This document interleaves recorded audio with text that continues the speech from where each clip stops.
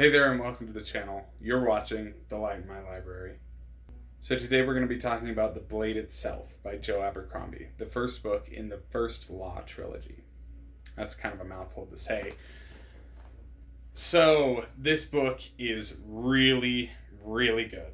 I'm just going to, spoiler alert for the review, throw it out there. I loved this book. I loved this book a lot. So a couple things to know.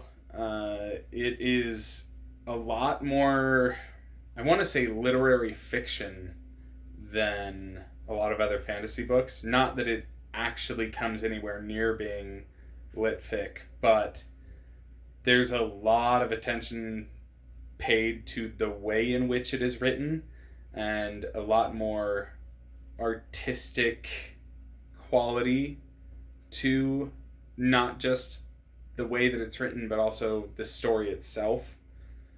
And I really, really vibed with that. Not to say that it isn't also a very exciting book to read, because it is. Hi, Vin.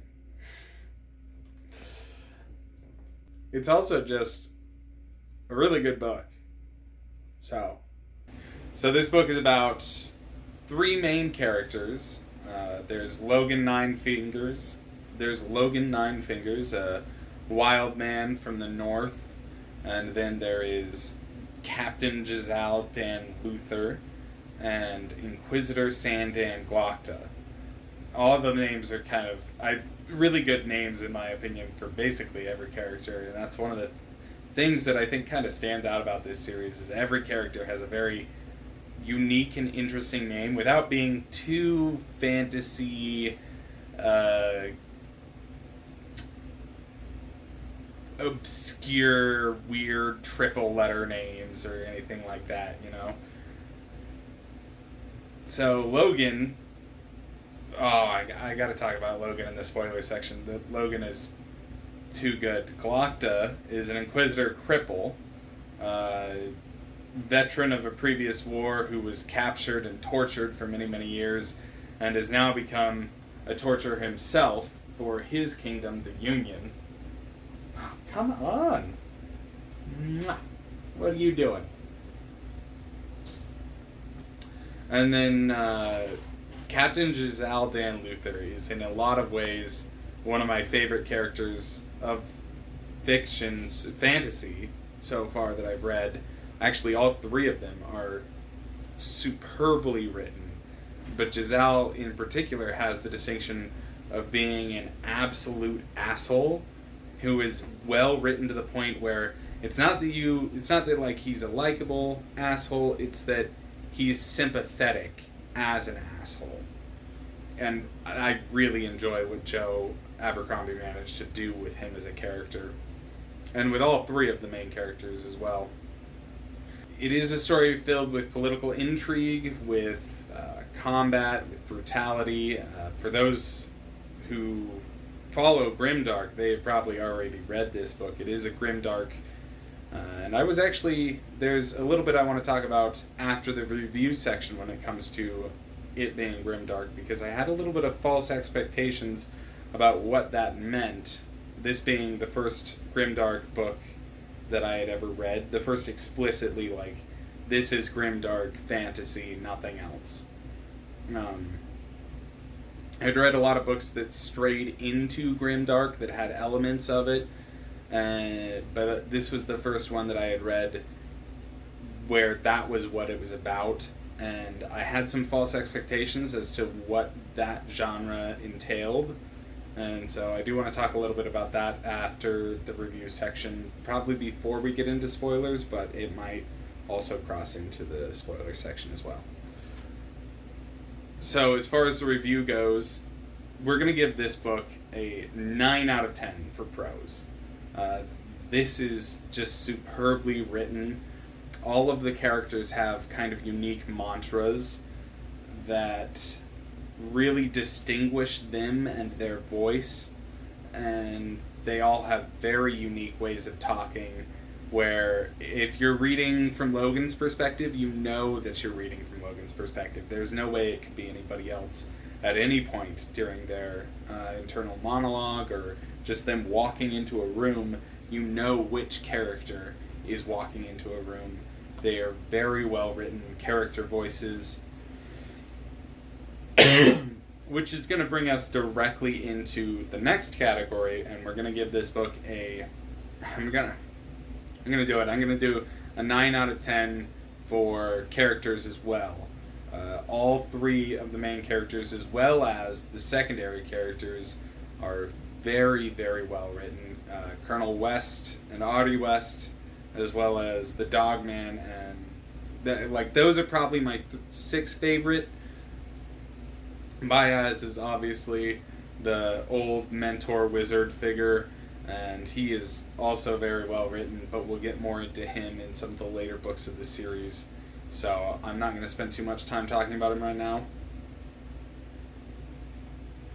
As far as plot goes, I'm actually going to give this book a little bit of a weaker score for plot.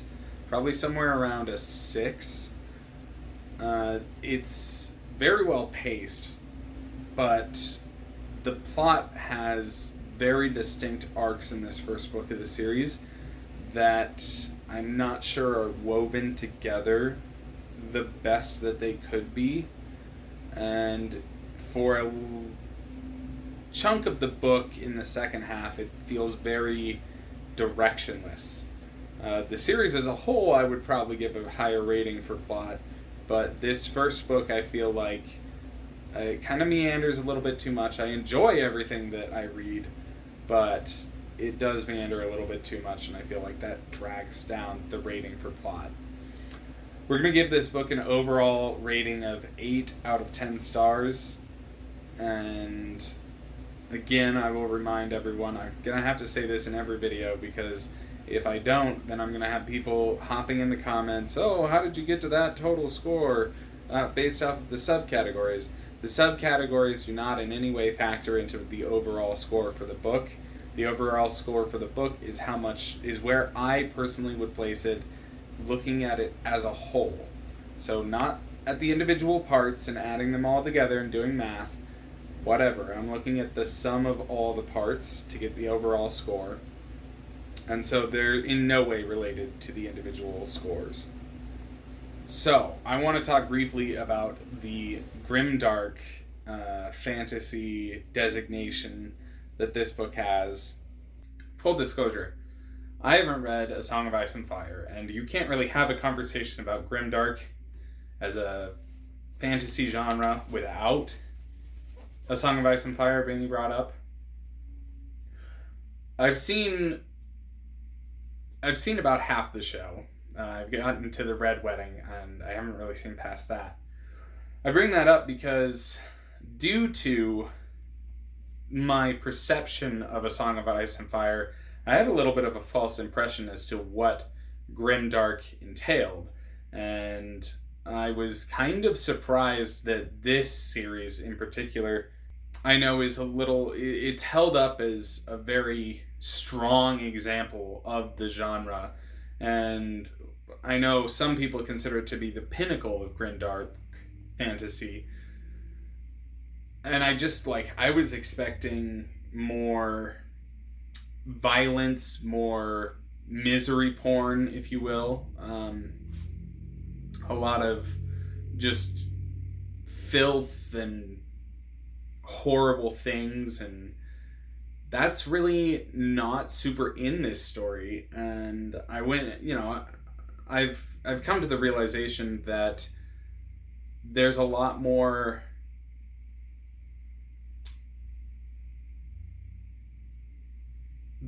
I've come to the realization that Grimdark has a lot more to do with the way in which the story is told and the kind of story you're telling, and less to do with all of that human filth and violence and, torture porn and misery porn that Song of Ice and Fire has a reputation for. Not that I want to talk any crap on Song of Ice and Fire. No hate for you guys. I will read the series eventually. I just haven't gotten around to it. But yeah, I was a little bit caught off guard because, well, Galacta lives in constant misery and pain and self-loathing, and well, Jazal is an utter asshole, entirely self-involved, with no real depth in this first book, at least at the beginning. And Logan is a mass murderer, violent man beyond belief. It just didn't include the overt hatred and vitriol that I was expecting from it. And I have to say I was actually pleasantly surprised. I think that Joe Abercrombie was able to accomplish more by focusing on the themes and the motifs of Grimdark and exploring the darker side of the humanity.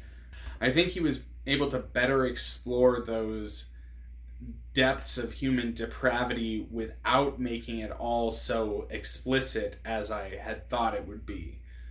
I mean, it's all there. It's all, and he doesn't shy away from it, but it's not steeped in every page of the story the way that I thought it would be. And maybe that's just a false perception that I had, but I was pleasantly surprised with the way that it was handled. And again, it's not that I would have hated the book if it had included those things. I've read a lot of books that had a lot more messed up things in them. They just didn't happen to be grimdark. They were still heroic fantasy or one of the other subgenres. But yeah, I was expecting something different, and I'm glad that what I got was this. So I want to do some highlights, as always. The first thing I want to highlight is the Bloody Nine's first appearance. This is spoiler section, obviously, but the Bloody Nine's first appearance is really exciting and really well handled. And the Bloody Nine, as a unique entity throughout the entire trilogy, is one of my favorite things about the First Law trilogy, and I think almost essential to make this story work. So I definitely love that. Glokta as a character, his entire story arc. I mean, the Guild of the Mercers is not particularly interesting, but everything that Glokta does, every time that he's on screen, is a highlight in my opinion. It's one of the things I look forward to most when reading this series. So 10 out of 10 stars for Glokta, no questions asked. Just just everything that he thinks and says and does is just steeped in misery and pain in a way that I really am here for. I really am here for. I want to highlight the fencing competition as well. Not particularly for that scene itself, but for the book-long build-up to, honestly, something a little frivolous. And I think Baez has the right read. It is very frivolous, but it does end up being important. And I don't know, it really worked for me, that whole build up in Jazal's character where he's not taking it seriously, he doesn't want to do it, he ends up getting there, getting all the way to second place, and it's that push from Baez that gets him to first place. I really like the way that was paid off. As I mention all of these highlights, it just keeps coming back to the characters. Those are the highlights. Instead of any particular scene or anything, it's the characters and the way that they just come off the page in this book that really sell the whole story and really sell me on Joe Abercrombie as a writer. And so I really like it. I really love it. So I will be back next week with probably another Dresden review. We'll see. I might do something else instead. I might even come back and do Before They Are Hanged again next week. Well, not again. I might even come back and do Before They Are Hanged next week. Might do it the week after. Haven't quite decided yet. But Please like and subscribe if you have not. If you want to stay up to date, leave a comment if you would. You can follow me on Instagram and Twitter at The Light in My Library, where I post my upcoming schedule and just whatever's at the top of my head. And you can also find me on Twitch at The Light in My Man Cave, where I do live streams of classic games every Tuesday and Thursday, and every other Sunday at 4:30 p.m. Mountain Daylight Time on Tuesday and Thursday, and at noon every other Sunday. Kind of stumbled all over that, but whatever. And thank you all for watching, and I hope you have a good one.